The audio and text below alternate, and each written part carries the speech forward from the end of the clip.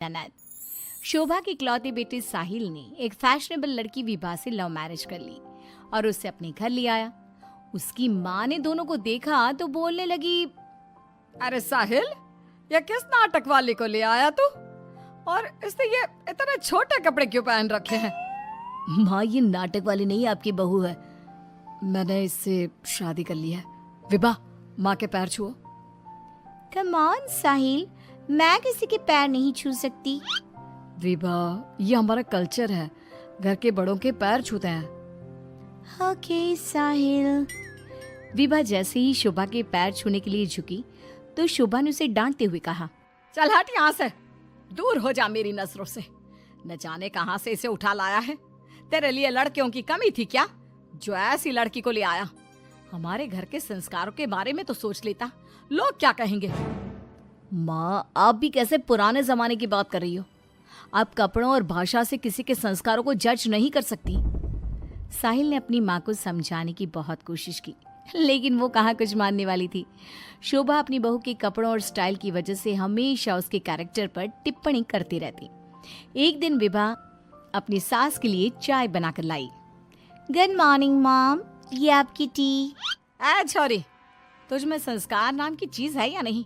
Good morning ना बोला कर मुझे। हमारे यहाँ बहुएं पैर छूती है और तूने ये कैसे कपड़े पहने? देख जरा मेरी बेटी रानी को, सीधे सादे कपड़े पहनती है वो। मॉम, आपकी बेटी को फैशन की बिल्कुल भी नॉलेज नहीं है। उसी तो आप तंबू भी दे देंगी ना तो वो तंबू भी पहन लेंगी। देखो माँ, भाभी कैसे मेरा मजाक उड़ा रही हैं। रानी, मैं तुम्हारा मजाक नहीं उड़ा रही, मगर जरा देखो खुद को, कैसी लग रही हो। तुम्हें फैशन का बिल्कुल भी सेंस नहीं है। कुछ तो लड़कियों वाली हरकतें किया करो। चलो कोई बात नहीं, मैं आ गई हूँ ना, सब सिखा दूंगी। इतना कहकर विभा वहां से चली जाती है और रानी सोचने लगती है, भाभी आपने मेरा मजाक उड़ाकर अच्छा नहीं किया। अब देखो मैं कैसे आपको इस घर से बाहर निकालती हूँ। अब रानी हर समय अपनी भाभी की कमियां ढूंढने में लगी रहती। रानी की माँ तो विभा से नफरत करती ही थी, लेकिन घर से निकालने के लिए जरूरी था कि साहिल भी विभा से नफरत करे। एक दिन घर में पूजा हो रही थी। घर के सभी सदस्य पूजा में शामिल हुए, लेकिन विभा नहीं हुई। जब पूजा खत्म हुई तो रानी ने कहा, भैया माना कि भाभी फैशनेबल हैं, लेकिन इसका मतलब ये तो नहीं कि वो भगवान में बिल्कुल आस्था ना रखे। उन्हें पूजा में तो आना चाहिए था ना। हाँ बेटा, तूने अपनी मर्जी से शादी तो कर ली, अब अपनी मॉडल बहू को घर के तौर तरीके तो सिखा दे। अपनी बहन और माँ की बात सुनकर साहिल विभा के पास गया और उससे कहने लगा, विभा, आज घर में पूजा थी, तुम क्यों नहीं आई पूजा में? पता है लोग कितनी बातें बना रहे थे। माय डियर हस्बैंड, इतना गुस्सा क्यों हो रहे हो? जरूरी नहीं कि भगवान को खुश करने के लिए पूजा में शामिल होना पड़े। जब भगवान को दिल से याद कर लो ना तो बस उसी समय होगी उनकी पूजा। विभा, तुम शब्दों के जाल में मुझे मत फंसाओ। मैं जानता हूँ तुम इन सब चीजों को नहीं मानती, लेकिन तुम माँ की खुशी के लिए ही चली जाती। कम ऑन डार्लिंग, तुम तो छोटी सी बात को खींच रहे हो। मुझे पूजा में जाने से कोई प्रॉब्लम नहीं थी। मुझे किसी ने बताया ही नहीं पूजा के बारे में। अगर माया रानी बता देती तो मैं चली जाती। इसी तरह दोनों में काफी देर तक बहस चलती रही। अब विभा की ननद और सास किसी न किसी बात पर दोनों का झगड़ा करवाती रहती। जो भी शोभा के घर आता तो वो उसके सामने अपनी बेटी और बहू की तुलना करती। एक दिन उनके घर पर उनकी पड़ोसन आई। शोभा बहन, कैसी हो?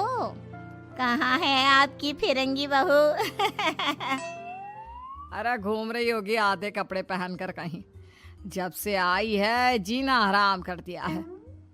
शोभा बहन, वैसे जो भी हो, आपके बेटे साहिल ने ऐसी लड़के से शादी करके सही नहीं किया। आपके घर में सब कितने संस्कारी हैं। आपने अपनी खुद की बेटी की कितनी अच्छी परवरिश की है, और आपकी बहू, उसके तो पूरे मोहल्ले में चर्चे हैं। हाँ बहन, बात तो सही कह रही हो।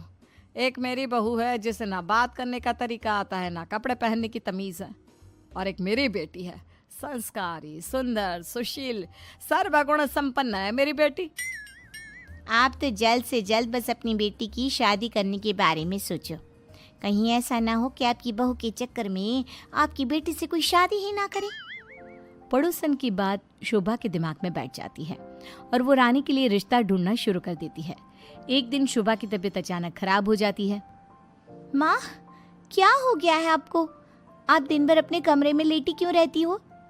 अरे पता नहीं बेटी क्या हो गया है, कई दिन हो गए बुखार आ रहा है। मॉम, आपको डॉक्टर के पास जाना चाहिए, ऐसे तो आपकी हेल्थ खराब होती जाएगी। ओ अंग्रेजन, अपनी अंग्रेजी अपने पास रख। माँ किसी डॉक्टर के पास नहीं जाएगी। मैं अभी माँ को काढ़ा बना कर देती हूँ, माँ बिल्कुल ठीक हो जाएंगी। लेकिन रानी, डॉक्टर ब्लड टेस्ट करके बता देगा कि मॉम का फीवर क्यों नहीं उतर रहा। इसी तरह कई दिन हो गए। शोभा का बुखार उतरने का नाम नहीं ले रहा था और रानी उन्हें डॉक्टर के पास जाने नहीं दे रही थी। एक दिन विभा रानी को बिना बताए शोभा को डॉक्टर के पास ले गई। शोभा को 4-5 दिन हॉस्पिटल में रहना पड़ा। इसी बीच विभा ने अपनी सास की बहुत देखभाल की, लेकिन रानी एक बार भी अपनी माँ से मिलने नहीं आई। बहू, मेरी इतनी ज्यादा तबीयत खराब थी, लेकिन रानी मुझसे एक बार भी मिलने नहीं आई। डोंट वरी मॉम, घर में कोई नहीं है ना, तो वो घर में ही रहती है। अब डॉक्टर ने बोला है कि आप घर आ सकती हैं, तो आप ज्यादा सोचिए मत। अब शोभा को पहली बार अपनी बेटी और बहू के संस्कारों के बीच का अंतर पता चला। शोभा अपनी बहू को प्यार करने लगी। एक दिन शोभा ने विभा से कहा, बहू, आज शाम को लड़के वाले रानी को देखने आ रहे हैं। रानी और तुम बाजार चली जाओ, खाने का कुछ सामान और रानी के लिए अच्छी सी साड़ी लेकर आना। माँ, मैं भाभी के साथ नहीं जाऊंगी। वो साड़ी दिलाने की जगह कोई स्कर्ट या जींस दिलाकर ले आएंगी। बहू, तो इसे साड़ी ही दिलाकर लाना, ठीक है? कि मॉम। रानी और विभा मार्केट के लिए निकल जाती हैं, लेकिन रास्ते में बहुत ट्रैफिक था। पूछने पर पता चला कि एक कार का एक्सीडेंट हो गया है। विभा और रानी ने कार के पास जाकर देखा तो एक लड़का बहुत बुरी तरह से जख्मी पड़ा था। कोई उसकी मदद नहीं कर रहा था। लोग खड़े होकर बस तमाशा देख रहे थे। विभा ने उस लड़की की मदद करना चाहा तो रानी ने उसे रोकते हुए कहा, भाभी, ये क्या कर रही हो? जब कोई इसकी मदद नहीं कर रहा तो हम क्यों करें? रानी, ये क्या बोल रही हो तुम?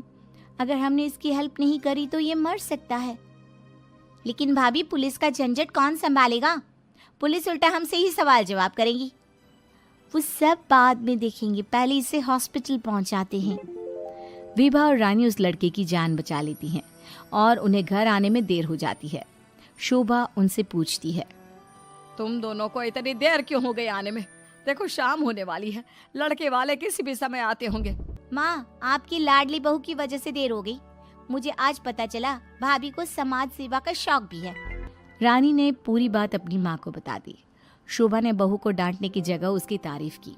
वो तीनों बात कर ही रहे थे, तभी साहिल वहां आकर कहता है, माँ, जो लड़का रानी को देखने आने वाला था उसका एक्सीडेंट हो गया है। क्या? ये तो बहुत बुरा हुआ। ठीक तो है ना वो? हमें जल्दी उसे देखने जाना चाहिए। माँ, वो ठीक है, उसके घर वाले बता रहे थे कि 2 लड़कियों ने उसे हॉस्पिटल पहुंचाया है। अगर वो उसे वक्त पर हॉस्पिटल ना लेकर जाते तो उसका बचना मुश्किल था। 2 लड़कियों ने? डार्लिंग, हमने भी आज एक लड़की का हॉस्पिटल पहुंचाया था। कहीं ये लड़का वही तो नहीं जो रानी से मिलने आ रहा था? सभी हॉस्पिटल पहुंचे तो ये लड़का वही निकला जिसकी जान विभा और रानी ने बचाई थी। सब ने दोनों की बहुत तारीफ की। रानी ने अपनी भाभी से माफी मांगते हुए कहा, भाभी, मुझे माफ कर दो। मैंने हमेशा आपको गलत समझा। अगर आप ना होती तो मैं कभी भी किसी अनजान आदमी की मदद ना करती। डोंट क्राई डियर, हमें अच्छे काम करते रहने चाहिए। साहिल दोनों की बात सुनकर कहता है, देखा रानी, मैं कहता था ना, संस्कार चरित्र में दिखाई देते हैं, कपड़ों और भाषा में नहीं। इसीलिए कभी किसी के कपड़े देखकर उसका कैरेक्टर सर्टिफिकेट नहीं बना।